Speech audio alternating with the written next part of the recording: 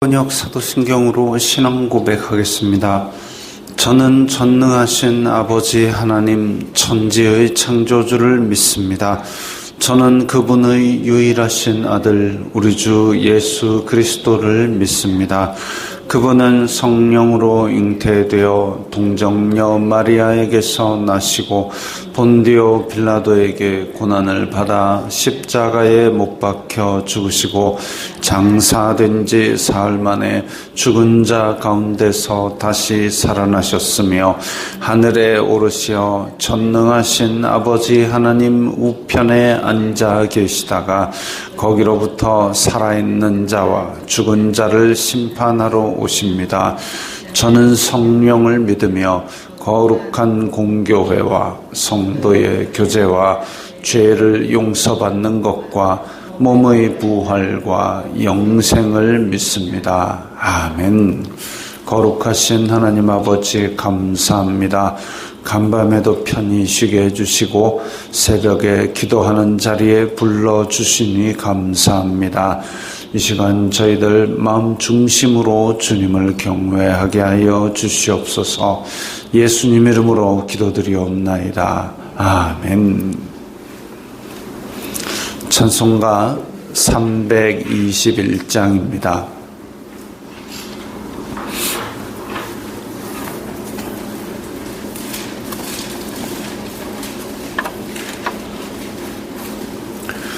찬송가 321장입니다.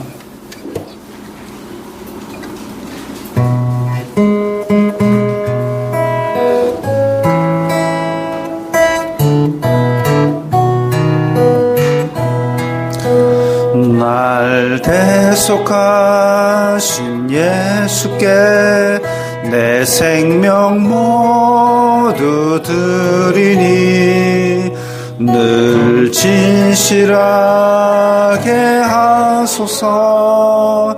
내 구주 예수여 나 구주 위해 살리라.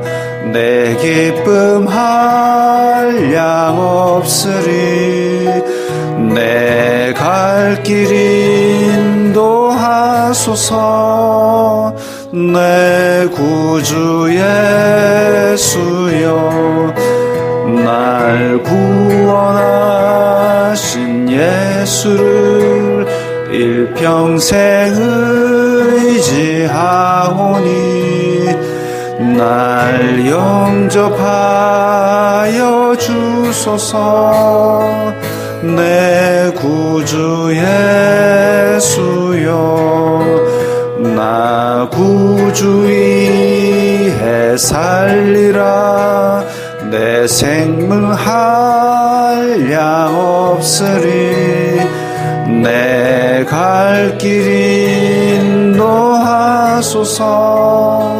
내 구주 예수여 주 십자가에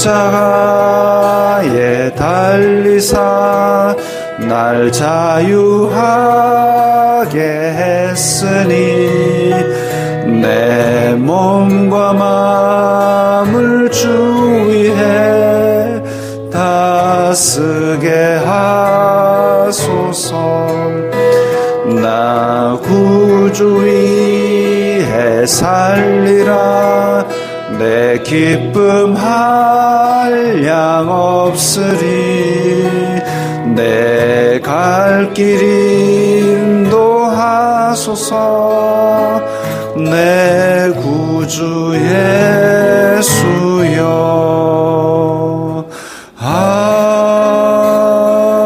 아멘.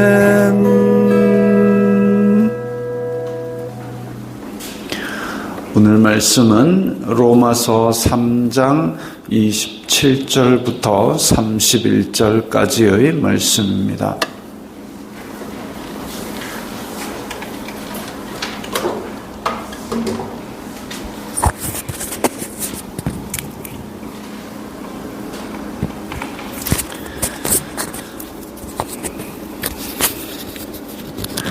로마서 3장 27절부터 31절까지의 말씀 함께 읽겠습니다. 그런즉 자랑할 때가 어디냐 있을 수가 없느니라. 무슨 법으로냐 행위로냐 아니라 오직 믿음의 법으로니라. 그러므로 사람이 의롭다 하심을 얻는 것은 율법의 행위에 있지 않고 믿음으로 되는 줄 우리가 인정하노라. 하나님은 다만 유대인의 하나님이시냐 또한 이방인의 하나님은 아니시냐. 진실로 이방인의 하나님도 되시느니라. 할례자도 믿음으로 말미암아 또한 무할례자도 믿음으로 말미암아 의롭다 하실 하나님은 한 분이시니라. 그런즉 우리가 믿음으로 말미암아 율법을 파괴하느냐? 그럴 수 없느니라. 도리어 율법을 굳게 세우느니라. 아멘.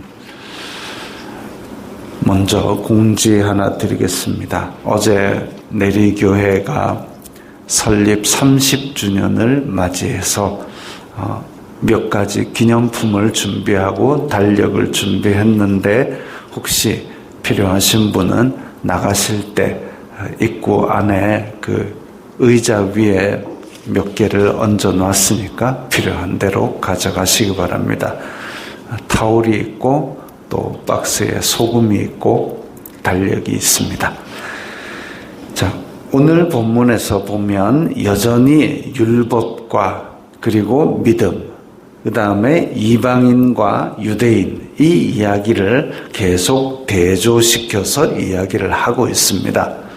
근데 오늘 본문에서 믿음이냐 율법이냐 이방인이냐 할례자냐 무할례자냐 이방인이냐 유대인이냐 이렇게 대조를 시켜서 이야기하고 있지만 핵심적인 오늘 본문의 핵심적인 이야기는 30절 끝에 있는 하나님은 한 분이시니라입니다. 하나님은 한 분이시니라. 즉 그 하나님께서 할례도 주시고 율법도 주시고 의롭다 하심도 주시는데 그런데 우리는 의롭다 하심을 주시는 하나님의 은혜만이 우리를 의롭게 하시지 우리가 율법을 뭐 해가지고 의롭다 함을 받는 게 아니다라는 겁니다. 하나님께서만 의롭다 하실 수 있고 하나님께서 의롭다 하시는 그 기준은 믿음밖에 없고 율법으로는 도달할 수가 없다. 그럼 율법을 왜 주셨느냐? 율법이 없이는 죄가 죄인 줄 깨닫지 못하기 때문이다. 그래서 율법도 소중한 것이지만 의롭다 함은 오직 믿음에 의해서만 된다. 이거죠. 근데 유대인들은 율법을 갖고 있다는 그 자체로 그것만 가지고 자랑하고 있는데 그거 아니다 이겁니다. 선택받은 민족, 유대인은 하나님께서 분명히 택하신 민족이고 그에 따른 혜택, 그에 따른 자부심, 그건 중요한 일이죠. 그러나 그거 자랑하는 게 문제가 아니라 율법으로 죄를 깨달았으면 하나님의 죄 용서하시는 은혜까지 나아가야 됩니다. 율법을 행하는 것은 잘못이 아닙니다. 살인하지 말라, 간음하지 말라, 도둑질하지 말라, 거짓말하지 말라, 탐내지 말라 이런 거 다 중요한 얘기죠. 그거 행하는 게 잘못된 것이 아니라 그걸 행했다고 나는 의롭다함을 받았다. 이건 아니다 이거죠. 그건 구원을 얻는 데까지 갈 수 없다. 그건 의롭다 하심을 얻을 수 있는 방법이 아니라 우리로 하여금 이건 하나님께서 죄로 정하셨다를 깨닫게 해주시는 그것이다. 그게 지금 핵심입니다. 유대인들의 착각을 깨뜨리는 거죠. 로마서는 로마에 있는 성도들을 위한 책입니다. 로마에 있는 성도들이 어떻게 복음이 들어갔을까? 첫째로는 예수님께서 십자가 달리실 당시에 전 세계에서 온 수많은 사람들이 명절을 지키러 예루살렘에 왔다가 예수님의 죽으심을 보고 어쩌면 그때에 다시 살아나셨다는 이야기도 듣고 돌아갔을 수 있습니다. 그 다음에 또 생각할 수 있는 것은 고넬료 같은 성이 거룩하고 경건한 로마인들이 로마에 돌아갔을 때에 그것을 전해 들었을 것이고, 직접 예수님을 보거나 듣거나 하지 않은 사람들은 또한 전에 듣고 그 복음을 믿게 된 사람들이 있었을 겁니다. 로마서 16장에 보면 그래서 로마 교회 성도들의 이름들이 열거되어 있습니다. 그 사람들은 이제 직접이든 간접이든 복음을 듣고 알고 있는 사람들, 그 중에는 유대인도 있고 이방인도 있는 거죠. 근데 유대인들이 착각하는 것이 율법을 받아 가졌다라는 것만 가지고 나는 언약 백성이니까 나는 당연히 구원받았다라는 착각이죠. 그거 아니다 이겁니다. 자랑할 데가 어디냐? 자랑하는 것은 아무런 자랑거리가 될 수 없다. 지금 너희들이 자랑하는 율법, 그거 가진 것만 가지고는 아무것도 자랑하는 것이 될 수가 없다. 오직 믿음의 법이다. 율법을 제대로 이해했다면 이 율법은 믿음으로 말미암는 은혜로 가는 것, 그걸 안내하는 것일 뿐이고 그걸 행함으로써 어떻게 할 수 없다. 다만 우리는 이 율법을 행하는 것이 옳은 일이기 때문에, 그래서 하나님을 믿으면서 행실은 율법의 행위를 하는 것, 그렇기 때문에 율법을 폐하는 것이 아니라 오히려 율법을 굳게 세워야 된다고 말하고 있습니다. 하나님은 진실로 이방인의 하나님도 된다 그랬습니다. 하나님은 한 분이신데 이방인 하나님 따로 있고 유대인 하나님 따로 있고 그거 아니고 우리의 죄를 용서하시는 지극히 높으신 창조주 하나님 한 분.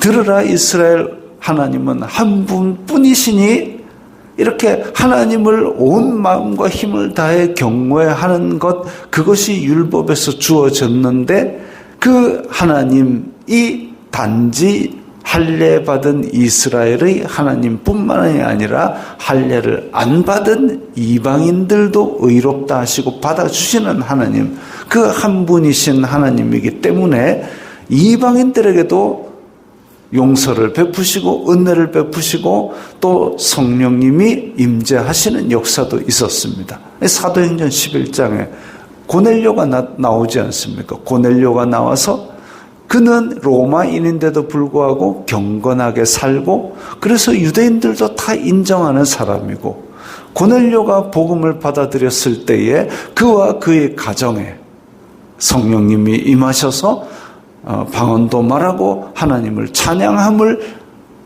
베드로가 들었습니다. 그리고 그 고넬료의 집에 오기 전에 있었던 이 짐승이 보자기에 쌓여서 내려오는 그 환상, 그걸 이야기함으로써 예루살렘 교회에서 야, 이방인들에게도 성령님이 임재하고 하나님께서 구원을 베푸시는구나. 이방인의 하나님 따로, 우리 하나님 따로가 아니라 유대인과 이방인의 하나님 한 분이시다 이거죠. 차별하지 않고 구원을 베푸시는 하나님, 이방인의 하나님도 되시느니라 그랬습니다. 한 분 하나님께서 그러면 원하시는 것이 무엇이냐? 바로 믿음이죠. 죄 용서받을 믿음. 예수 그리스도께서 우리의 모든 죄를 용서하셨다는 그 믿음. 그렇기 때문에 예수님께서는 모든 믿는 자에게 의를 이루기 위해서 율법의 마침, 율법을 완성하시는 분이 되신 겁니다. 그러니까 율법도 중요하고 믿음도 중요하고, 어떤 사람들은 믿음이 들어갔기 때문에 죄를 마음대로 지어도 된다. 그리고 교회에 와서 하나님 잘못했습니다 하면 다 된다. 이건 제대로 된 믿음이 아니다 이거죠. 믿음을 가지게 되어서 하나님의 구원을 체험하고 은혜를 체험했으면 더욱더 율법을 세워간다 그랬습니다. 왜? 이게 하나님의 기준이기 때문에, 세상이 바라보는 기준보다 더 높은 하나님의 기준이기 때문에 우리는 일상생활에서도 세상 사람들보다 더 높은 하나님의 기준으로 생활을 해야 되는 겁니다. 그래서 한국의 초기에 이 기독교가 들어왔을 때 사람들의 존중을 받고 존경을 받았습니다. 교회 다니는 사람은 믿을 수 있다라는 그런 신뢰를 받았습니다. 그리고 뭔가 달라진 삶을 통해서 증명을 했습니다.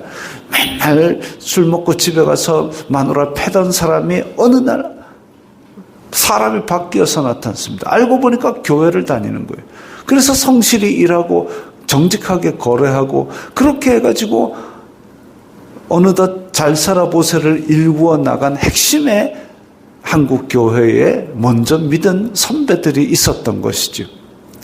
그렇게 일구어 놓은 복음의 땅 위에 우리가 지금 그 후배로서 서서 그 전통을 이어받고 성경이 가르치신 대로 우리가 정직하고 성실하게 우리의 일상을 세상 사람들의 기준보다 높은 하나님의 율법을 지켜가면서 그렇게 인정받고 존경받고 그게 우리의 일상에서 하나님께 영광 돌리는 삶인 겁니다. 그런데 우리가 그러면 열심히 이렇게 율법을 지키고 선행을 하는 것이 우리의 공로고 우리가 뭔가 이렇게 내세울 것이냐? 자랑할 것이 없다 그랬습니다. 왜? 율법은 당연히 우리가 지켜야 되는 하나님의 백성이라면 마땅히 지켜야 되는 것이고, 우리가 그 믿은 거는 뭐냐? 믿음조차도 너희가 그 은혜에 의하여 믿음으로 말미암아 구원을 받았으니 이것은 너희에게서 난 것이 아니요 하나님의 선물이다 그랬습니다.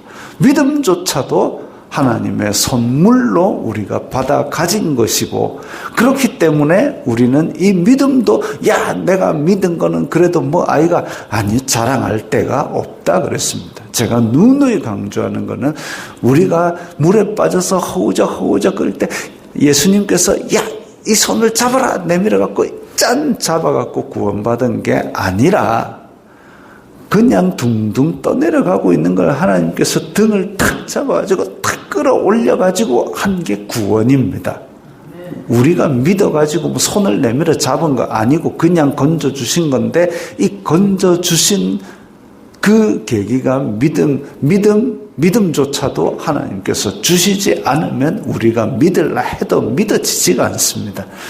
제가 어떤 복음을 전할 후배가 하나 있어가지고 앉아가지고 4시간 넘게 막 이런저런 얘기와 논증과 학문적인 역사적인 이런 얘기 질문들에 다 자료를 찾아가지고 대답을 해주고 쫙 설명 다 해놨더니 형님 그래도 저는 믿어지지가 않습니다. 참 바람이 빠지는 느낌입니다. 형님 저는 믿어지지가 않습니다. 그래서 저는 그때 깨달았습니다. 믿음조차도 하나님의 선물이 아니고는 우리가 이게 논리로 설득하고 이래가지고 다 맞다, 수긍은 간다 했는데 믿어지지가 않는 믿음이 진짜 하나님의 선물이구나라는 것을 깨달았습니다. 근데 보니까 성경에 그렇게 써 있는 겁니다. 이 말이 바로 그런 말이구나.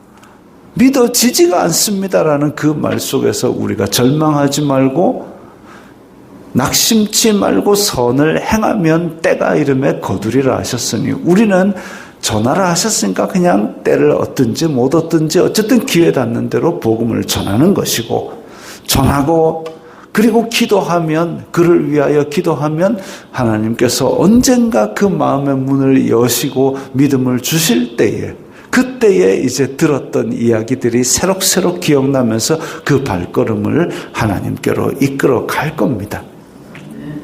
그렇게 우리는 자랑하는 것이 아니라 우리의 행실을, 율법을 굳게 세우면서 또한 하나님께 감사하고 복음을 전하는 그런 삶으로 하나님께 영광 돌려야 되겠습니다.